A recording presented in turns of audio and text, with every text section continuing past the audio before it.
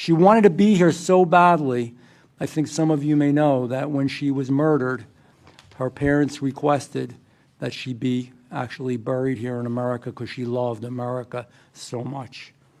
And what's perverse about all this, it wasn't in the battlefields of Ukraine where she lost her life. It was right here on an American street in an American city. It's unacceptable. We're tired of it. Let's talk about, why we're here. A magistrate judge let this killer walk free even after his own mother said he was dangerous and that he was a real problem and she was concerned. His own mother. The magistrate judge said, well, this is the 14th time he committed a crime, but, I think it'll be his last because he signed a handwritten note that he's going to be good. Seriously? Are we serious about that? You're looking us straight in the face and saying that?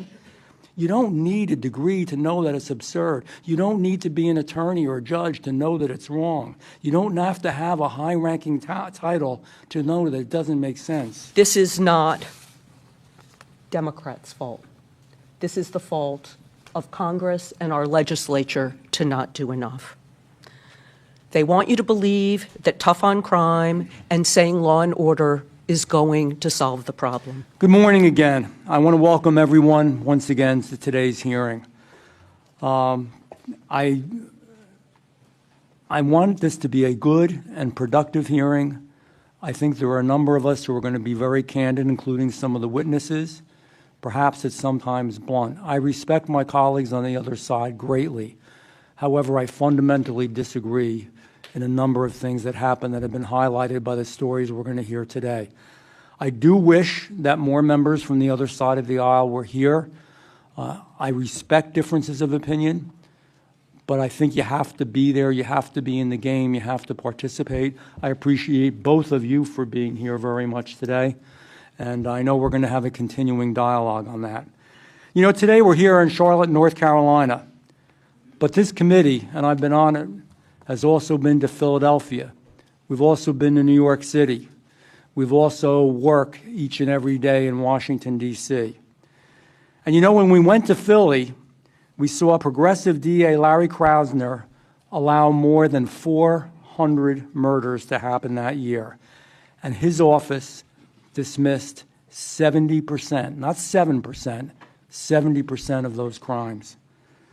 The committee's been in New York City, and there we saw DA Alvin Bragg let crime surge while he focused on politicizing his office and on politics. He even tried to throw a bodega clerk in jail that was defending himself from violence. Every time the committee visits a new city when we do these field hearings, which is a good thing to do, the story is the same. The faces may be different, the accents may be different, the city may look different, but the same story. We're mourning for innocent lives that have been lost. I don't understand what some of the thought process is in what we're doing in our country when we say that our children can work with politicians, administrators, and others to change their gender, to change their name, to change their pronouns. Or in foreign aid, when around the world we're spending your tax dollars for transgender opera, or drag queen shows, or bizarre studies around the world of prostitutes, and I'm not making this stuff up, that's the sad part, or men competing in women's sports. None of that has specifically to do what's going on, what's happening here today, but it does, because we're doing things to ourselves as a nation that makes no sense to me. That makes no sense to most of the Americans that I meet when I'm in any town, any city, or in my home district. I just don't get it. It's just not natural.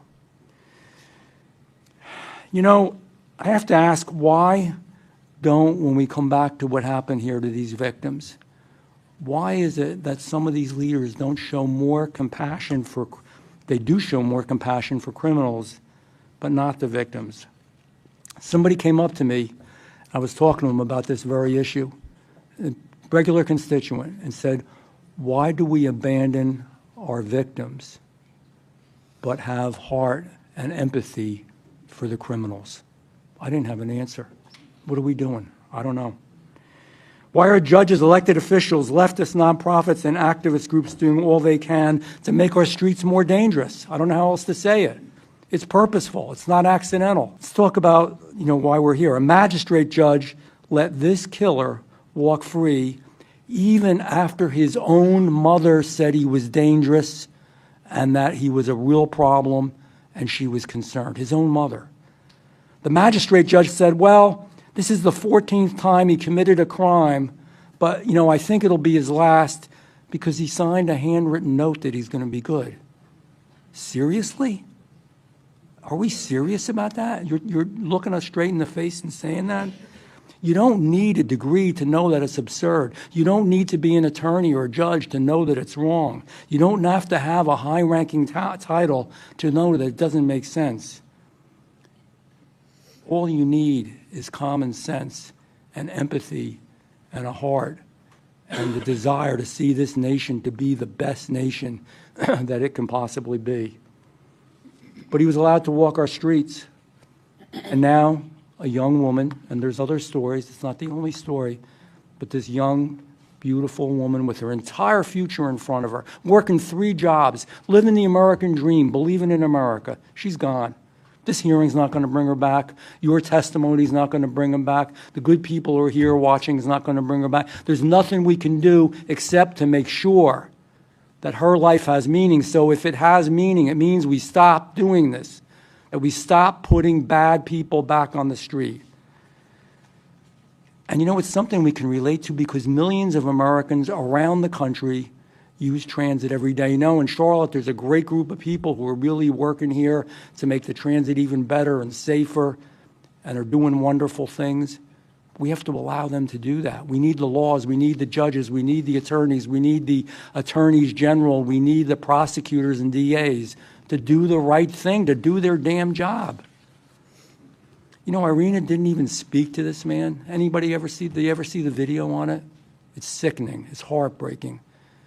Young girl, kind of tired from just finishing an 8-hour shift. She slips into her seat, doesn't bother anybody. And this, I don't want to say the words. This individual comes behind her and just thrusts a knife into her and takes the life from her. She didn't provoke him. She didn't hurt him. She didn't yell at him. She didn't look at him. She probably didn't even see him. But she was murdered. It could be me. It could be you. It could be any member on this panel. It could be your brother, your sister, your mother, your father, your daughter, your son.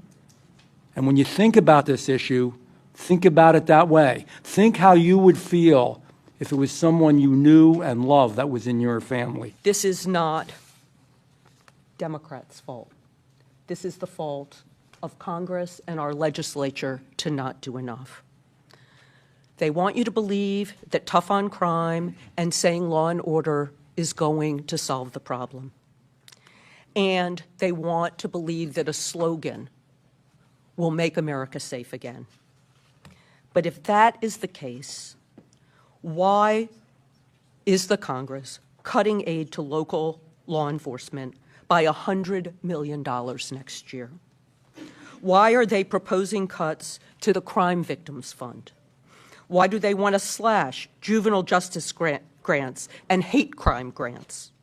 Why are they working to cut federal support for survivors of domestic violence, who I hear from every single day, by almost $100 million? In short, why, if they care so much about law enforcement in North Carolina, are they trying to defund the police and the FBI behind closed doors in Washington, D.C.? The reality is that these cuts undermine public safety, and they don't give law enforcement the tools they need to keep us safe. This isn't about an abstract budget line item. The programs on the chopping block equip and train local police, provide support to crime victims, and combat domestic violence. And I've gotten many of these grants from my constituents and law enforcement in Wake County. So shuttering and merging vital offices within the Department of Justice is not about fiscal responsibility. It's about letting our people down. It's about crippling the very institutions designed to combat the most severe crimes and the most dangerous criminals. A weakened FBI has fewer resources to track and apprehend criminals. A defunded ATF won't be able to track the flow of illegal guns used to commit violent crimes. So when you hear these familiar slogans, like "Make America Safe Again," I urge you to look not at what my colleagues on the other side say, but what they actually do.